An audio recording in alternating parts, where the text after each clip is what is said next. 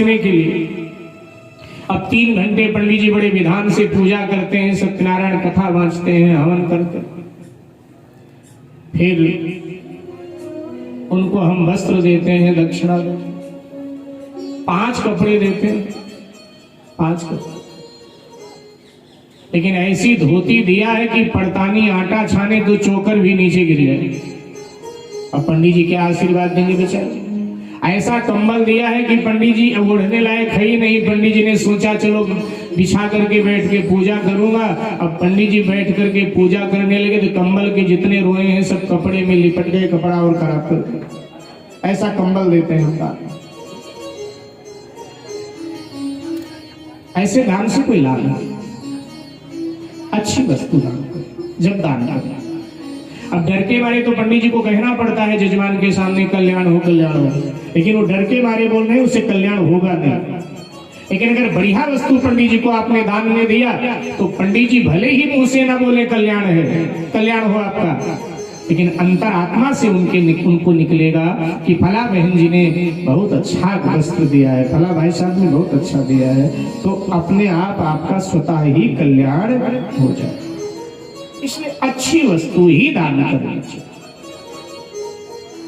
एक माता जी 12 साल हो गए बहू के ब्याह के, कोई बेटा बेटी, तो उस बुढ़िया माई ने 16 सोमवार का व्रत किया और अब 16 सोमवार पूरे हुए तो 17वें पर उसने पंडित जी से पूजा का सामान लिखवाया कि भाई हमें उद्यापन करना है, करवा। पंडित जी ने कहा ठीक है करवा दूंगा। अब सब सामान लेके आ रही थी, फल रह गया था तो सोचा रास्ते में ले लूंगी कहीं से। तो देखा एक केले वाला जा रहा था, पुराना जमाना, केला ले लो, केला ले लो, केला ले लो।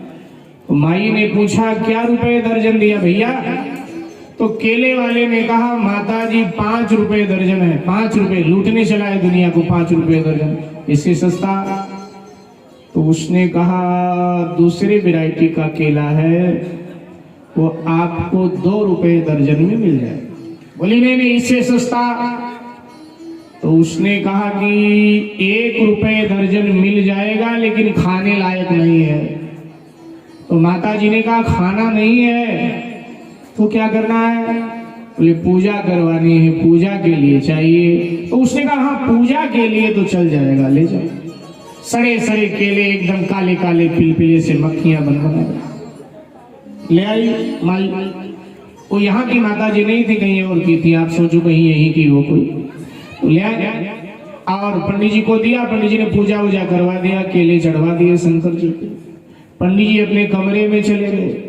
इधर ये भोले बाबा के आगे आंचल फैला के खड़ी हुई, हे भोले बाबा बहू के ब्याह के 12 साल हो गए, कोई संतान नहीं है, कृपा करो। तो आवाज आई भोले बाबा की मूर्ति से, आवाज आई कि अवश्य दूंगा, सारी दुनिया को देता हूं, लेकिन जैसे तूने केला चढ़ाया वैसे ही पोता दूंगा। रोज डॉक्टर के यहाँ आएगा, रोज जाएगा, रोज आएगा, रोज जाएगा, जैसे केला चढ़ाया। अच्छी वस्तु भगवान को अर्पित करनी चाहिए। तो टूटे चावल ला करके दिए, चीथड़े कपड़े में बना हुआ। और सुदामा जी से सुशीला जी ने कहा जब द्वारिकाधीश मिले तो उनसे कह देना कि आपकी गरीब भाभी ने आपके लिए प्रसाद भेजा है, वो जरूर स्वीकार करें। और यहाँ से मेरे भाई बहन सुदामा जी वो चावल की पोटली बगल में दबाया, लाठी के सहारे सहारे चल पड़े। लाठी के सहारे सहारे चल पड़े। सुशीला जी कुटिया के द्वार पर खड़ी खड़ी रो रही।